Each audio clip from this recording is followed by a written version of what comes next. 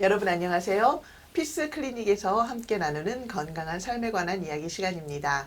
오늘은 한의 전문의이신 좌뉴 선생님께서 안구 건조증에 관해서 이야기해 주시겠습니다. 선생님 안녕하세요. 네, 안녕하세요.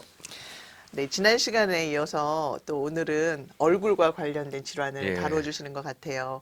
지난 시간에 제가 배우기로 이제 얼굴과 관련된 질환은 그 증상이 굉장히 소소하고 미미해도 위험할 수 있다. 왜냐하면 뇌와 또 이렇게 많이 예, 연관이 되어 관련이 있기 있기 때문에 때문에. 선생님이 가르쳐 주셔서 상당히 큰 배움이 있는 시간이었는데 오늘 또 그렇게 보니까 안구 건조증 사실 뭐 가방 속에 인공 눈물 네. 넣고 다니시면서 이렇게 본인이 불편할 때 한두 방울씩 넣으시는 분 굉장히 많이 봤거든요. 예, 많죠. 그러니까 오늘 이렇게 또 선생님이 말씀해 주실 부분을 비추어 볼 때 안구 건조증도 이게 우리가 가볍게 생각할 그 질환이 아니구나라는 그런 걸 좀 추론을 해봤어요. 예. 네.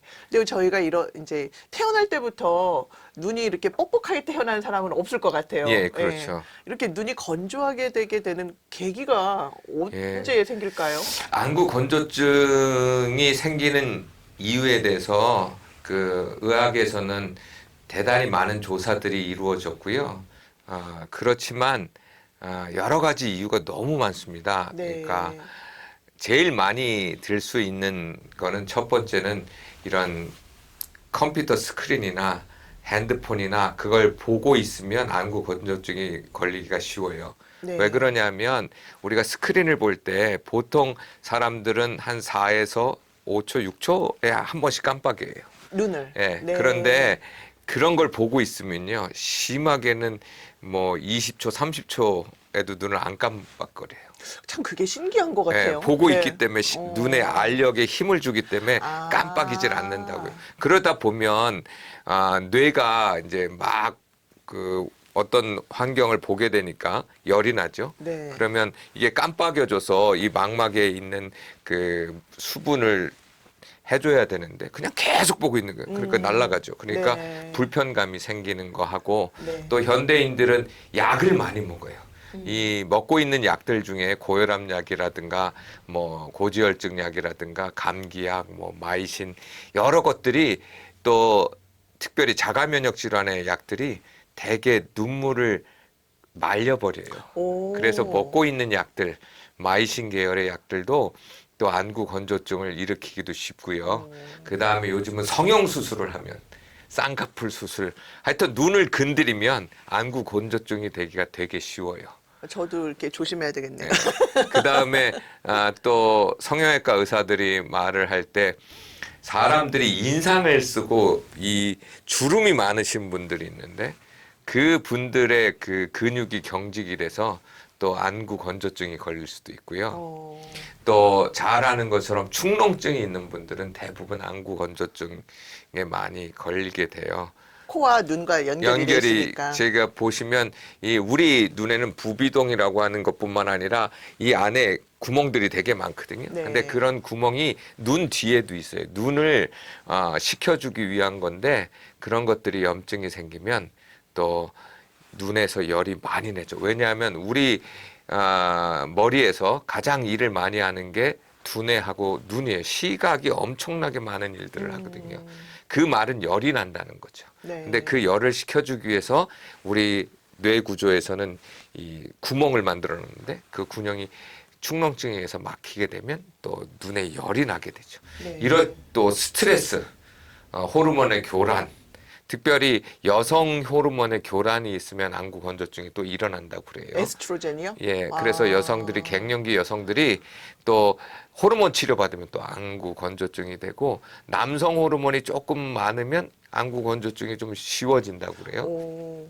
뭐 이런 연구들이 되게 많기 때문에 그 원인을 찾자면 한두 끝도 없어서 아무튼 현대인들에게는 대단히 많은 안구 건조증 증상을 갖게 되죠. 네. 제가 선생님 말씀 중에 눈을 건드리면은 그 안구 건조증에 노출되기 쉽다라고 얘기하셨을 때 제가 저 조심해야 되겠다고 말씀드린 거는 제가 성형수술했다는 얘기가 아니라 제가 눈이 크기 때문에 예, 맞습니다. 눈이 큰 사람도 안구 건조증에 걸릴 확률이 되게 높아요. 그 말씀이었습니다. 예, 특별히 갑상선 에 의해서 안구 돌출이 됐을 때도 눈알이 커지기 때문에 그 발산이 돼서 안구 건조증이 걸리기 쉽습니다. 네. 그러면 이렇게 지금 현재 병원에서 그럼 뭐 인공 누액, 그 인공 눈물을 처방해 주는 거 외에도 어떤 그 치료 방법을 어떻게 접근하고 있나요? 굉장히 많이 있습니다. 뭐 네. 증상에 따라 특별히 안구 건조증은 두 가지로 크게 나눌 수 있어요. 하나는 수분 부족의 문제와 하나는 마이봄샘에 나오는 기름의 문제. 네. 이 두 가지 문제인데 혼합형이 가장 많이 있고요. 대부분은 마이봄샘, 요즘은 마이봄샘에 문제가 있다고 그래요. 이 눈 커플 밑에 요만한 구멍들이 있는데 그게 기름이 나오는 곳이에요. 근데 식용유처럼 아주 맑은 기름이 나옵니다. 근데 거기에 고장이 생기면 눈이 뿌옇게 보이는 일들이 벌어져요. 그래서 대부분 다 이제 유튜브나 이런 데서 보시면 이런 거즈로 거기를 닦아주라. 라고 하는 마사지 이야기들이 많이 나오는 건 결국 마이봄샘의 기능 저하 문제가 되기 때문에 이런 문제들이 수분 부족인지 아니면 그 기름샘의 문제인지 그건 안과 전문의한테 가야 그 분석을 눈물을 분석하면 다 나오거든요. 네. 그래서 그걸 통해서 이제 약물 처방을 할 것인지 아니면 광선 치료를 할 것인지 실제로 이 눈에 있는 눈물샘이나 아니면 이런 것들을 수술적 외과적 수술로 해결할 것인지를 결정하게 되고요. 저희 같이 이제 기능의학을 하는 사람들은 대부분의 문제는 우리 몸 안에서의 그 기름의 대사, 다른 말로 이야기하면 오메가3를 비롯한 이런 몸에 좋은 기름이 부족 현상이 일어나거나 탈수 현상으로 많이 보게 되죠. 네. 그래서 스트레스 문제에서 자율신경 문제를 낮춰주고 그다음에 그 지방 대사율을 높여주고 그리고 몸의 염증을 치료할 수 있도록 그런 부분에 대한 치료를 하게 돼서 치료로 하면 뭐 마사지로부터 시작해서 약품에 이르기까지 다양한 치료를 할 수 있습니다. 그 사람이 어떤 삶의 환경에 처해 있는가에 따라 다르게 되고요. 특별히 만성병을 갖고 있는 사람은 대부분 그 안구 건조증을 갖게 돼요. 고혈압 있는 사람, 고지혈증 있는 사람, 당뇨 걸린 사람, 자가 면역 질환 있는 사람, 특별히 쉐그란 증후군이라고 하는 사람들은 쉐그란 증후군. 눈물이 마르게 돼요. 그래서 굉장한 불편함을 얻게 됩니다. 이런 사람들이 이제 뭐라고 표현하냐면 인공 눈물을 하는데 그 인공 눈물이 안구 건조증을 치료하는 게 아니라 눈물이 부족하니까 넣어주는 그렇죠. 거예요. 근데 또 보충해 계속 주는 말라 버리기 때문에 그것도 좋은 방법은 아니고 또 그것으로 인해서 또 문제가 되기 때문에 대단히 어렵습니다. 과연 이게 분명히 마이봄샘의 문제고 수분의 문제인데 그게 왜 일어나느냐 이렇게 물어보면 그 다음부터는 대답하기가 어려워져요. 그 원인을 찾기가 어렵다는 거예요. 근본적인 문제를 말하기는 굉장히 어렵습니다. 네. 그러니까 단순한 문제들은 쉽게 알 수 있어요. 네. 마이봄샘에 문제가 네. 있고 눈물에 문제가 있고 스트레스 받아서 이런 건 할 수 있는데 과연 그것들을 왜 일으키느냐라고 네.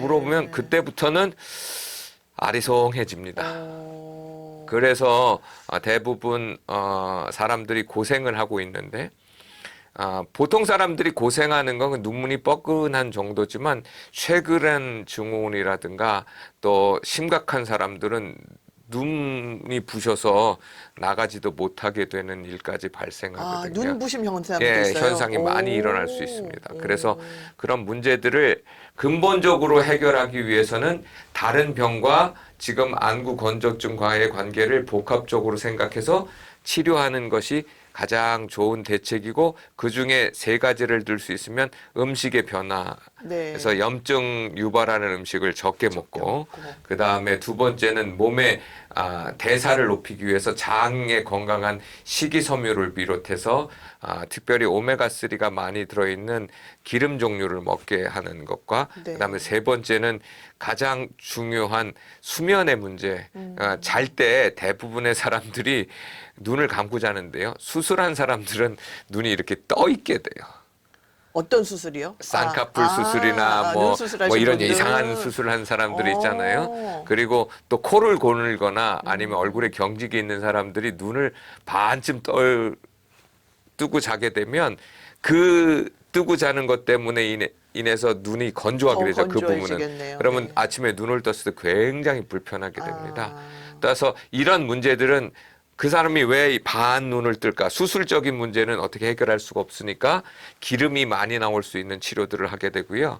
만약에 스트레스를 받거나 얼굴의 근육의 경직에 의해서 눈이 안 돼 같은 경우에는 알륜근을 이완시키는 뭐 여러 가지 방법들을 통해서 눈을 감고 자게 하거나 아니면 안대를 채우고 자게 하거나 아니면 냉 마사지를 하게 됩니다. 눈은 굉장히 열을 많이 내니까 자기 전에 팩을 눈에다 올려놓고 눈을 해서 눈을 좀 차갑게 만들어 놓고 자게 하는 여러 가지 방법들을 사용해서 하게 되고 결국 그런 방법들이 안 될 때는 요즘 광선 치료가 굉장히 IPL이라고 하는데 그런 치료들을 하면 도움이 될 때도 있습니다. 네. 이건 조금 열의 질문인 것 같기도 하는데 선생님 그 눈 건강 보조제의 뭐 제아잔틴이나 네, 지아잔틴, 또 갑자기 생각이 안 나네요. 그런 어떤 루테인, 루테인, 예. 예, 그거는 비타민 A 뭐 네, 이런 거. 그런 예. 거는 어떻게 효과가 좀 있나요? 논문에 보면 효과가 있는데요. 예. 근데 사람마다 다르죠. 그러니까 이게 참 말하기가 어려운 게 아까 그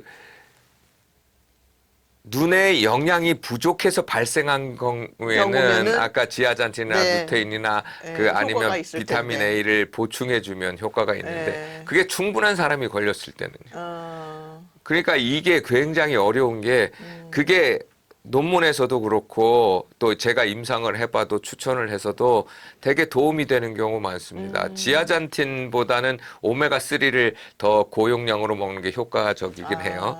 그래서 그런 걸 권하지만 실제로 그게 부족해서 생긴 건가를 찾아내야 되거든요. 그렇죠. 예. 그래서 그러려면 그분이 고지혈증이 가지고 있는가 아니면 간의 대사가 괜찮은가 아니면 신장에 문제가 있는 건 아닌가. 한의학에서는 신장이 우리 몸에 물을 주관하기 때문에 네. 그 수분의 대사에 문제가 있는 것은 아닌가.